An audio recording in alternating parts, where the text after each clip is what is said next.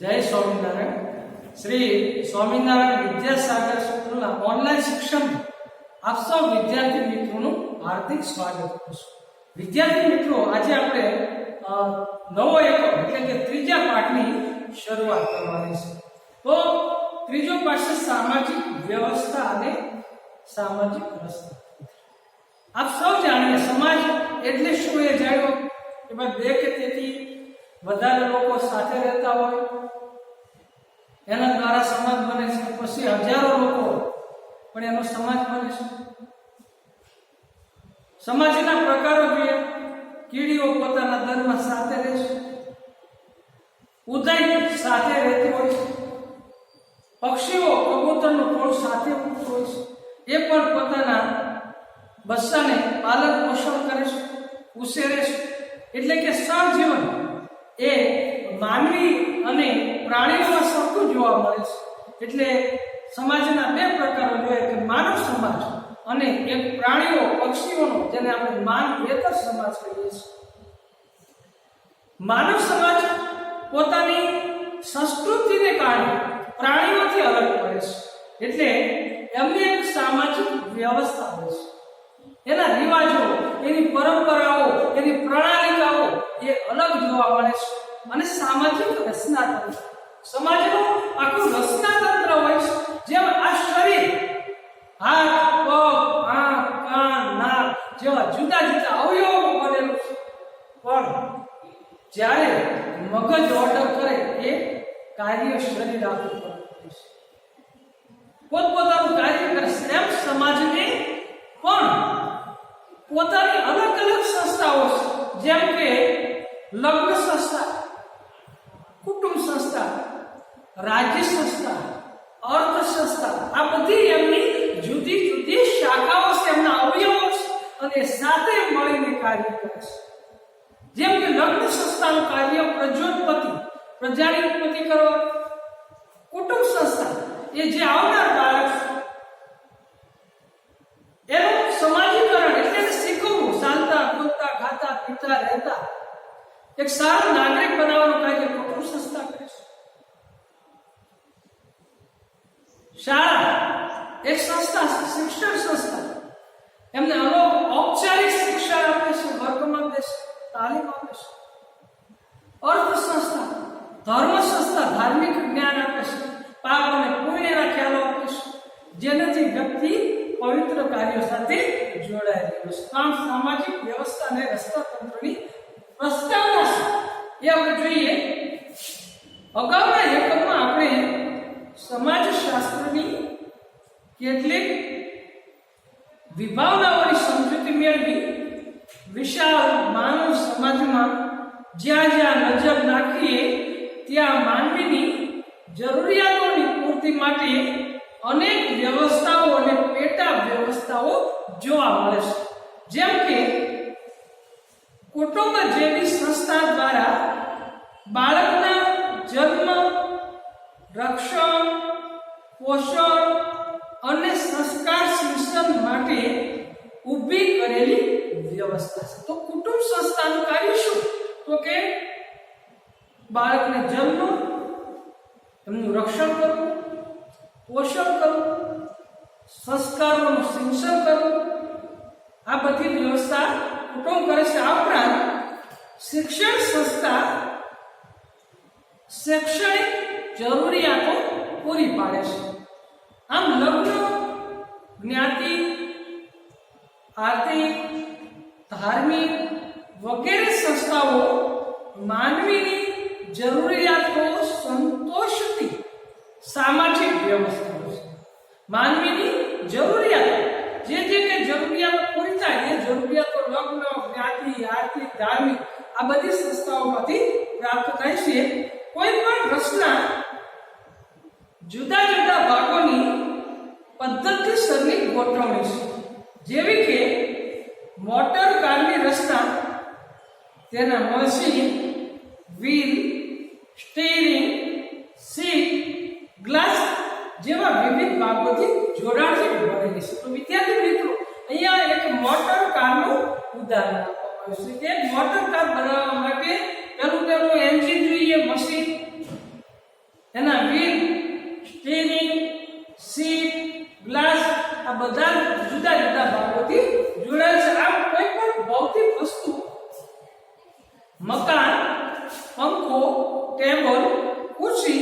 વગેરે વિવિધ ભાગોના જોડાણથી બનેલી રચના છે.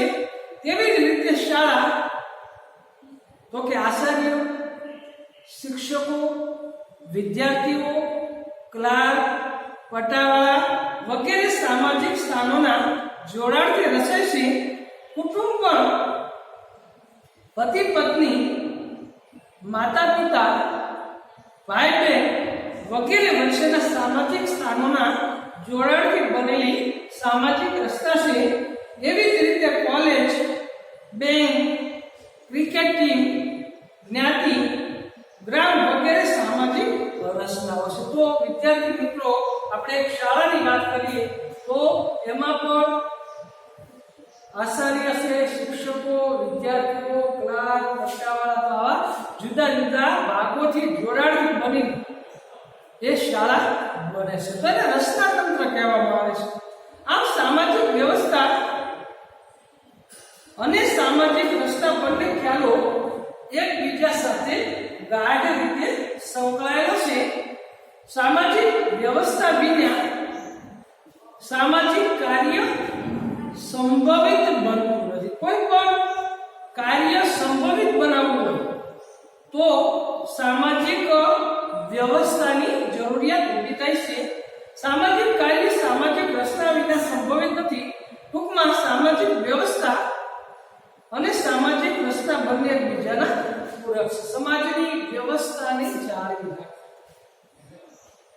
વ્યવસ્થિત સમાજ ટકી રહે એ માટેના પ્રયત્નો કરવા સામાજિક વ્યવસ્થા અને સામાજિક રચના તંત્રને પદ્ધતિસર સમજવા માટે સમાજશાસ્ત્રીઓએ કેટલાક મૂળભૂત વિચારો આપ્યા છે. તો વિદ્યાર્થી મિત્રો, સામાજિક રચના એટલે કે સમાજના જે જુદી જુદી સંસ્થાઓ છે, એમના જે ભાગો છે, એનો સમાવેશ સામાજિક રચનામાં થાય છે. સામાજિક વ્યવસ્થા એટલે સમાજનો વિકાસ થવો, સમાજ પ્રગતિ કરવું. આપણે જોઈએ કે રચના અને વ્યવસ્થા એકબીજા સાથે જોડાયેલી છે.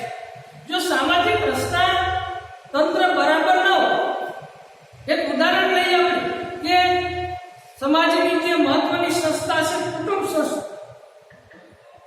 હવે કુટુંબ સંસ્થાનું કાર્ય બાળકનું સમાજીકરણ કરવાનું છે. તો જો કુટુંબ બાળકના સમાજીકરણમાં ધ્યાન ના આપે અથવા એનું સમાજીકરણ ખામી ભર્યું સમાજીકરણ, તો એ બાળક ધીમે ધીમે અપરાધી બને છે અને એ સામાજિક વ્યવસ્થાને ખોરવી નાખે છે. સમાજની વ્યવસ્થાના, સમાજના જે નિયમો, ધોરણો એનું પાલન કરતું નથી અને સામાજિક વ્યવસ્થામાં એ વ્યવસ્થા ખોરવાઈ જાય છે. એટલે કે સમાજ પ્રગતિ કરી શકતો નથી. એટલા માટે સામાજિક રચનાનું કાર્ય જુદી જુદી સંસ્થાઓ પોતપોતાનું કાર્ય કરે. જો એ વ્યવસ્થિત કાર્ય ન કરે, સંસ્કારોનું સિંચન કરો.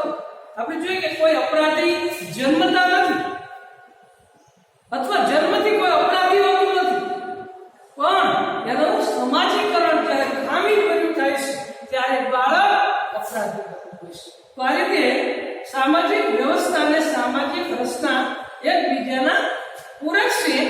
સામાજિક વ્યવસ્થા અને સામાજિક રચના તંત્રને પદ્ધતિસર સમજવા માટે કેટલાક મૂળભૂત સમાજશાસ્ત્રીઓએ મૂળભૂત વિચારો આપ્યા છે, જેના આધારે આ ખ્યાલોને સમજી શકાય. તો સામાજિક વ્યવસ્થા અને સામાજિક રચના તંત્ર જોઈએ.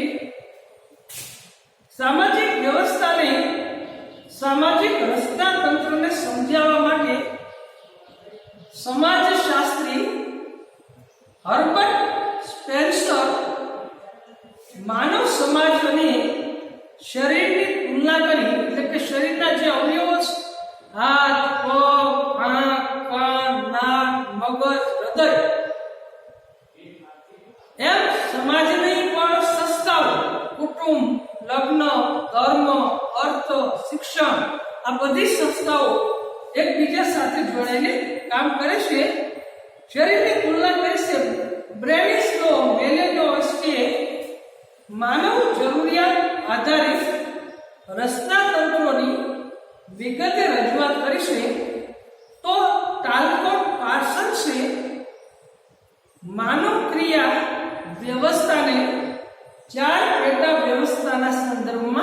સમજાવીશે.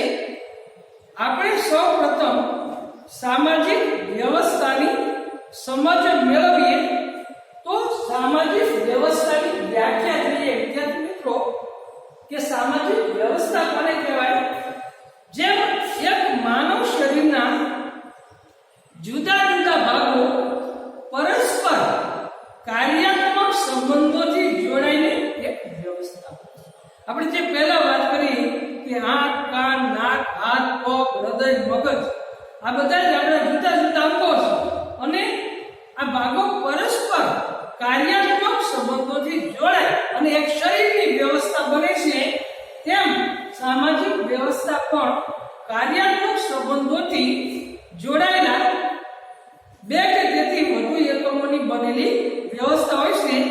ટાલ્કોટ પાર્સન્સ સામાજિક વ્યવસ્થાની વ્યાખ્યા આપતા જણાવે છે કે સામાજિક વ્યવસ્થા એટલે એકબીજા સાથે કાર્યાત્મક સંબંધોમાં રહેલા ભાગો દ્વારા બનેલો એક જટિલ સમૂહ. ટાલ્કોટ પાર્સન્સ નામના સમાજશાસ્ત્રી સામાજિક વ્યવસ્થાની વ્યાખ્યા આપતા જણાવે કે સામાજિક વ્યવસ્થા એટલે એકબીજા સાથે કાર્યાત્મક સંબંધોમાં રહેલા ભાગો દ્વારા બનેલો એક જટિલ સંકુલ સ્વરૂપની સામાજિક વ્યવસ્થાની વ્યાખ્યા આપતા જણાવે છે કે સામાજિક વ્યવસ્થા એક સંગઠિત જૂથ છે કે જે તેના સભ્યોના હકો, ફરજો, સામાજિક સ્થાનો, કાર્યો, ભૂમિકા કોને કહેવાય? તો કે ભાઈ એક ડોક્ટર તો એની ભૂમિકા તો કે દર્દીની સારવાર.